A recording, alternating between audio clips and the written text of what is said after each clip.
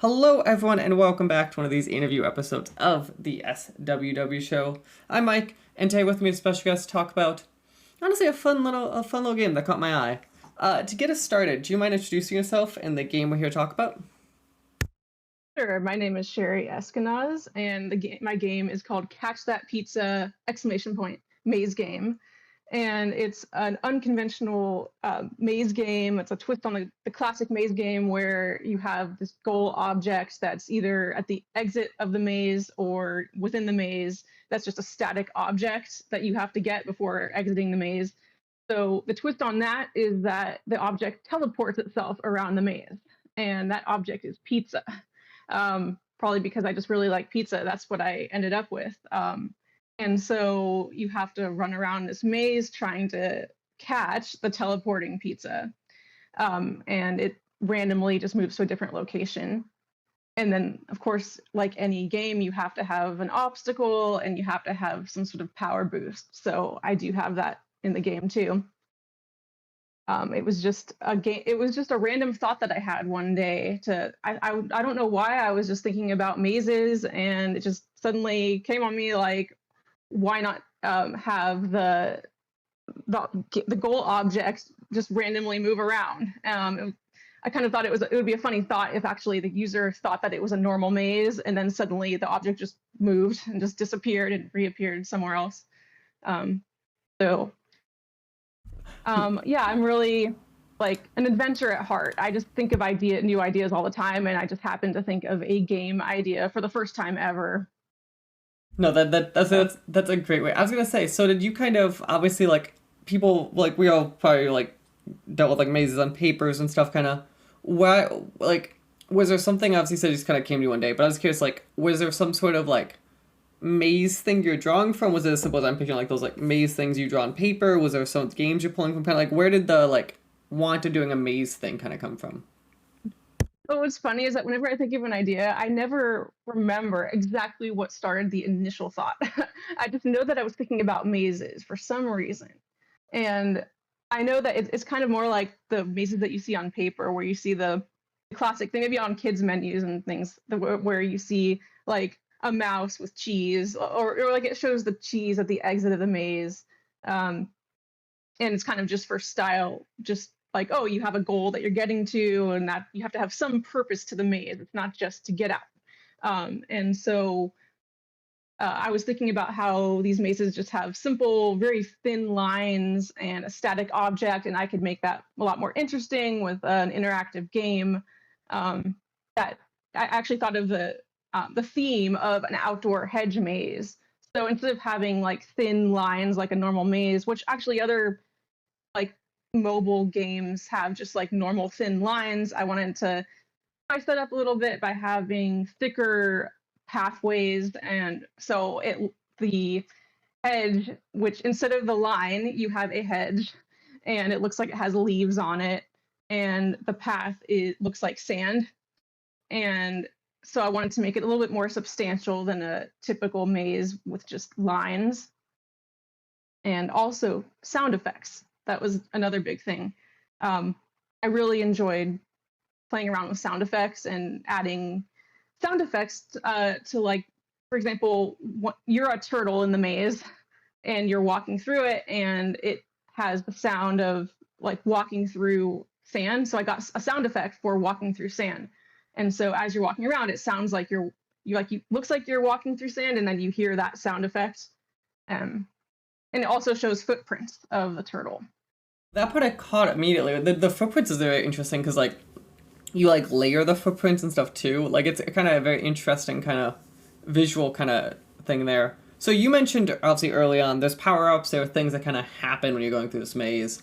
I actually on the second monitor of mine have like your like Steam page kind of cycling through. Do you mind kind of talking about kind of what is this? So I noticed like looks like a fruit basket, for example, that like blasts the turtle through. Like I'm kind of curious, like what are these power ups or things you kind of run into?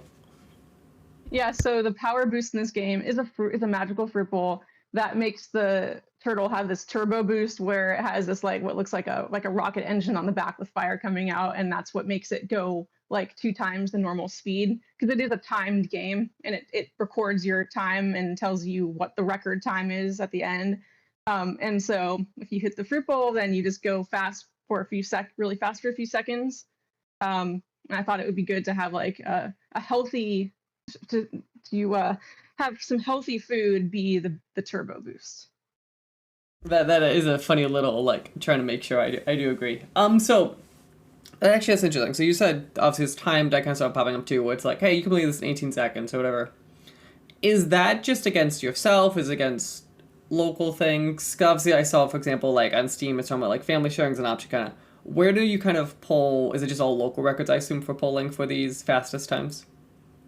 Yeah, it's just local because I felt like, well, it's a simple game. It's one of those games where I hope that people enjoy it just as like it's like a quick escape, and it's not something where you have to be like fiercely competitive with other people, and it's just a very casual, fun arcade game. It's really the category is arcade, and so I felt like, oh, I don't. Maybe in the future I could change that, but right now it's like you're racing against yourself. No, that makes So perfect sense. yeah. I was gonna say, so the thing with these to me, and I think it's true of a lot of them, is like it's the inverse puzzle problem where like inherently these things for a lot of people get almost too easy. Kind of, I'm kind of curious when you were kind of sitting down and making these levels or kind of having people kind of play through them. What to you kind of stood out almost like the difficulty goal of these things, right? Because obviously you could see the front, you could see the end immediately, but like actually doing Yeah. it is different. So I'm kind of curious, kind of what was your guiding kind of principle in that way? Yeah, good question. Because I think there's a balance between difficulty and frustration when it comes to games. And so, actually, when I first created, like an early version of it. So it only took me a few months. I worked on this over a few months. It was actually the first game I ever made. And so I had someone play an early version of it, and I had the difficulty level like on there's 4 levels, and then I had it where the pizza would just constantly move around. So actually every game level has an extra pizza. So level 1 has 1 pizza, level 2 has 2 pizzas, etc. And so the pizzas would just move around so quickly and randomly that the player, like when I had someone test it, would just stay in one spot, just waiting for the pizza to come closer to him. And that's not the type of gameplay that I wanted. I wanted the user to be like wanting to race after the pizzas. And so I changed the programming of it so that it uses randomness and probability for when it will teleport, but it does take your path distance into account. So the path distance from you to the pizzas that are in the maze are taken into account when it determines when it will move. So it's not too frustrating where it will, like, there's some probability that it will teleport early, like let's say like halfway when you get to a pizza, but then that's not that high of a probability where you never know if you'll be able to get to the pizza before it teleports because it often does stay in the same place, but sometimes it doesn't. So you're still always just thinking that, yeah, it's possible that I could reach the pizzas that I'm going to. Um, and also, there's some other subtleties there and how it decides that, like, if there's less pizzas left in the maze, then they will move faster than from the very beginning. Oh, interesting. But So actually, yeah. I was gonna say, so there's some kind of difference kind of going on because I noticed too, even on your Steam, you're talking about like each maze being kind of like randomly generated. And I was curious, kind of assuming that falls in it too, kind of like what that functionally kind of means. Yeah, the mazes are randomly generated, so that's another big feature of the game where so there's 4 different levels of maze complexity, and every time you start a new maze, it is randomly generated, so you never know what the maze will look like exactly. Um, so yeah. No, that entirely checks out. So obviously you said this is your first game, right? Of like especially going through Steam and all that kind of process. I always like to Yeah. joke, touch base with developers for the first time. How is learning how to use Steam's backend and actually getting a game out there? Well, what's funny is actually this game started off with being the mobile game, which I just released a few months ago, or maybe what was it, last month? Yeah. Okay, it's only last month.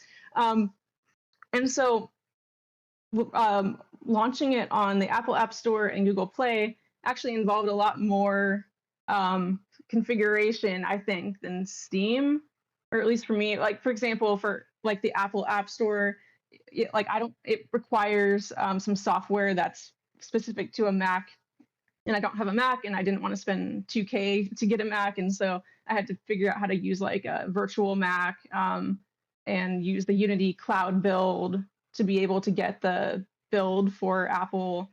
And there's just more, it seemed like there was just more configuration, or there was more of a learning curve.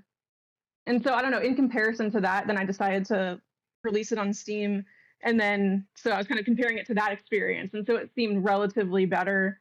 I think I saw like a tutorial about how to, like a YouTube tutorial about how to upload your build to Steam. I think that was the hardest part, but then it wasn't that bad.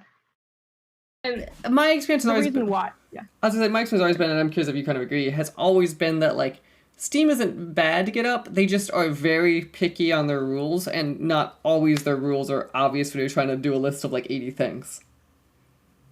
You mean like a specific part of the setup process? Yes, I probably even like going through a view, like if you miss something, they will let you know. And it's kind of like you went through like Apple, and Apple's another one that's very notorious of like Apple goes like, here are our rules. You will be following our rules. Get on our store. Yeah. Like they require a restore purchases button. Yeah. Yeah, I felt like Apple was definitely took the longest to get approved. But then again, I mean, it was also just because it was the holidays, and so they actually said that it would take longer because it was the holidays. No, that makes sense. So I'm kind of curious then too. So obviously, as you said, then you launched this first on mobile, and then now it's available on Steam. How is so obviously different storefronts have like different audiences, and different people kind of play the game, see them. Has the feedback been different for you, kind of for like the PC releases versus like the mobile releases? Um, and kind of similar. The thing is, for the mobile, one thing is that one big advantage of playing on the PC is that you can use arrow keys to move around. And so on mobile, because of the constrained space, it's that you move the turtle around by dragging, like you kind of drag your finger right in front of it. And so you kind of have to lift your hand up if you don't want to block the screen. And you can say that's part of the challenge, that you have a little bit of a barrier with your hand. Um, but it's of course better on a tablet than a phone because of the bigger screen. But then not everyone has a tablet, so that's why I wanted to release on the computer, just for the bigger screen and also the arrow key movement. You can, and so yeah, I think one of the biggest um, points of feedback is about how people like the sound effects. I it was surprisingly one of the most fun parts of creating the game. I enjoyed like looking through a repository of like royalty-free sounds that like you pay for to use commercially, and it was just really fun to add sound effects, like when Turtle eats the pizza and it's like yummy, delicious, and I just have that like alternating back and forth, and the sound of a banana slipping on a banana. The banana's the obstacle, makes you just like move back and forth. And play that sound effect. I assume those were. See, that to me is always interesting. So, especially knowing that this was a game that you said came out on like mobile first, because a big thing whenever I talk to like mobile developers, I always get like, I like not annoyed by it, but it's like a realistic thing of that platform is like a lot of people just don't listen to the audio of their games, and it's so interesting to be hearing that. And then you talking about like your love of the audio of the things, and I feel like that's always been because like how many people play games like on a train with on the phone on silent, or they're listening to something. Is always like the mobile game problem with these audio tracks. Yeah, and actually, I created some, maybe you can call them Easter eggs, where if you go out, you can actually walk outside the maze, and so there's what looks like grass outside the maze, and so I changed the sound effect so that when you're in the maze, it looks like sand and it sounds like you're walking through sand. Then you go outside the maze onto the grass, and it sounds like you're walking through grass. And then also, when there's like a few objects, like every level has an object, like one in level one's like a restaurant, and then there's like a truckload of full of cheese, then like a bucket of tomatoes. And so when you move the turtle over the object, then it plays a sound effect, like it'll play the car starting up when you go over the truck, and play restaurant sounds when you go over the restaurant. And then just for fun, I have like a drink that's randomly placed above the maze. And if you move around, you can move around the outside the entire maze. And when you move over the drink, it plays a sound of like, like a slurping sound, like someone's drinking it. I don't know if you noticed that when you're playing it. Oh, actually, you actually did catch up that I did not know. So that's very interesting. It's always that fun. Finding those like little things that developers kind of leave around. So obviously, as we're talking, the game's been out now. Obviously on mobile, it's out on Steam. I'm kind of curious, what's next for you? Kind of looking at this. Obviously, I don't know if the game you had more ideas with this game, maybe sequels or with different games in the future. Kind of what kind of are you thinking are your next steps? Yeah, so actually, um, I've been working on another game that's a 3D game that has an outer space theme. So actually something completely different than this. I just randomly got the idea for a very unique game, something that's never been done before. Definitely not a shooter game. I've seen so many, like every single outer space game is like a shooter game. So it's not that. And I kind of want to wait to reveal what that is closer to releasing it. So it's kind of a surprise. But yeah, I didn't think I would ever be creating games, and I just uh, started with Unity, and I found it very intuitive to use, and there's so many resources. You can have, your AI chatbot help you with configuration, asking very specific questions about what you want to do, rather than in the past, like if you're a beginner at creating games, if you've never used something before, you've got to do tutorials, watch videos, look at questions on Stack Overflow, and now you can just ask your extremely targeted question to AI, and you can work very quickly that way. So I was actually going to totally ask about that one because obviously AI for a lot of people has been one of those topics, right? That has been for different discussions across board industry, and I totally called that on your Steam page too of you using it. Um, so is that, I'm kind of curious, kind of your take as we continue discussion, kind of on if you had any kind of opinions on that broad AI take and if it should or obviously it seems like you view it as someone who it should be or could be used in game development in some capacity. yeah, well, I think right now it should definitely be used at least as a tool, because it's it's basically like it's so much better than a search engine. I mean, I would imagine that if you're like you need help doing something, like you've never created a game before, you'd have to search online without AI and like um, not get like the specific answers that you want. Whereas with AI, it tells you exactly what you need to know to do what you want to do.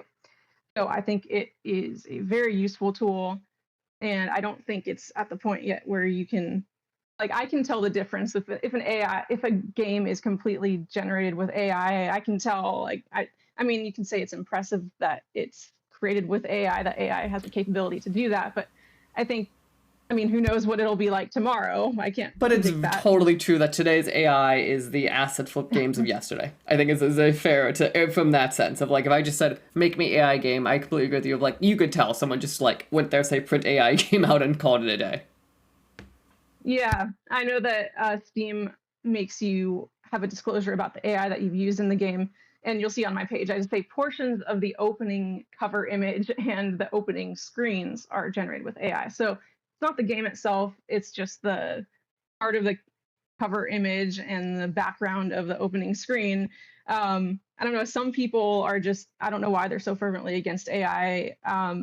Because, I mean, I don't know, because I mean, as long as it looks good, I don't think it matters. But but the capabilities of it right now, at, regarding like generating a game as a whole, I definitely don't think that there's a comparison between that and someone who actually does the work themselves with the graphics and puts in the effort and everything into like themselves. Like you can't just have AI spit out the whole game and generate everything for you. Um, yeah, but unfortunately, it's like there's people who notice that the hedges on the opening screen of my game were created with AI. And it's like I didn't even notice like some details about it I was gonna say, it's that definitely like a, I don't know how to describe it. Like I do feel like for a lot of at least cartoon AI images, and it was people in the beginning, there is like it's a very specific like shine or like a very specific kind of look. Because now you say that I'm looking at staring at the hedges of your game, and I'm like, oh, you're totally right, but I totally didn't catch that either. yeah, I mean the hedges in the game are not AI. Yeah, It's yeah. just the I'm sorry. I cover meant image. the cover image headings. Like, Yeah. no, it Yeah, is. it's funny that people even cared that much to be like I don't know. I think maybe there's game developers who are so mad at AI that they're just gonna like they're And I if you just do think use a it's that I think you might have hit the nail on the head there. Of I think the AI discussion is a like broad discussion that people are just focusing on a target that they could see, even though that's the target isn't actually their problem in those discussions. So I think it's probably like fear or uncertainty or a bunch of stuff with like jobs and careers and stuff, and they're just doing that and then targeting the simple thing we see of the boogeyman in that scenario, even though it's like a broader thing. yeah, it's like an overblown response to like such a minor thing um, on the cover, just because some people are just very against AI. But I think when you talk about AI and gaming, you have to look like distinguish the two different um, ways that you use it, which is using it as a tool just to help you develop the game versus having AI actually generate the assets or part like just generate the game itself. No, that absolutely makes sense. I'm curious, kind of as we get to the tail end and here, is there anything else in the game that you feel either that we didn't talk about that you wanted to shout out, or anything else kind of that you wanted to give its due, or try to tell people on whether they should check it out? Yeah, sure. So it's just a very simple, intuitive arcade game. And I wanted it to be simple enough where someone could just immediately play it without having to read any directions. Like when you get a new product and don't want to read the directions, I wanted just a very simple, fun game that people could easily play. And I think it does have some funny elements in it, particularly with like sound effects and just um, the some elements in the game like the like truckload of cheese and um, yeah, I wanted to create something that was unique in the class of maze games because I looked at existing maze games and they were just like using straight lines, as I said. So I hope this feels more involved than, or like more substantial than a typical maze game, with like feeling like you're in an outdoor hedge maze and like there's uh, flags at the exit of the maze that will waver back and forth like they're waving in the wind, and then there's like a wind flagpole sound effect. Um, so yeah, I hope that people enjoy it. It has like kind of an Italian theme, which was not even like planned from the beginning. It's kind of funny how the idea just kind of grew from my initial thought of just have an object, a target object, randomly move around. And then at first I was just thinking of like a mouse and cheese. And then of course I like pizza, and I'm sure everyone else likes pizza. And then It's like somehow a the mouse turned world. into turtle, which I appreciate. Sorry, what? I said, and then somehow a mouse turns into a turtle, which somehow makes it. But I think it adds a different look to it entirely too, where it is like a mouse and cheese. You're like, oh yeah, no, everyone sees that, and you're like, oh no, there's a different animal here. Yeah, it's I was thinking about like the irony of the slow turtle racing, even though I guess you could say that like the concept of turtles and pizza, while like Teenage Mutant Ninja Turtles, but no, that's not what it's a, not a Ninja Turtle. The regular turtle So with the rocket booster. Yeah. yeah, exactly. And so I kind of like added this like Italian themed music to even on like well on the mobile game, like there's a no ads, like a button to click to if you want to like have an in-app purchase to remove ads. When you click on that, it actually plays like an Italian cafe background music, which is like one of the royalty-free sounds that I got, where you actually hear like people speaking Italian. It sounds like a cafe. So I kind of have some subtle hints of the theme with like sound effects. Um, and yeah, I was gonna say that makes perfect sense. So if people want to go check it out, the game is Catch That Pizza. don't get the exclamation point, Maze Game. You are Sunday Electronics LLC? Yeah, so Sunday as an ice cream sundae, so SUNDAE electronics. Yeah, so it's kind of funny how I work on electronics projects. I'm still working on getting a product to the market. And then because it's kind of a lengthy process to do that, I was working on an app. And then I just thought of this game idea and I switched to that. And I just kind of felt like I was getting a lot of momentum in Unity. So that's how it progressed from Sunday Electronics to having this game. Oh, that makes perfect sense. I want to say thank you again for taking time to talk to me today, especially right after launch. Obviously, best of luck to you as you continue down your many projects. As people, again, it is Catch That Pizza Maze Game. Go check it out on Steam right now. You could go buy it. It's $1.99. You can go probably wishlist future games. Go check out their works on their website or on X or Facebook. Anywhere else I should be sending people? Or is that kind of the big runs? Facebook and X, yeah, you mean like for my company page? Yeah. Yeah, there's links on it from my company website. Yeah, sundayelectronics.com. Perfect. Well, again, thank you for spending time with me today, and best of luck as you continue your journey. Thank you so much, Mike. Great talking to you.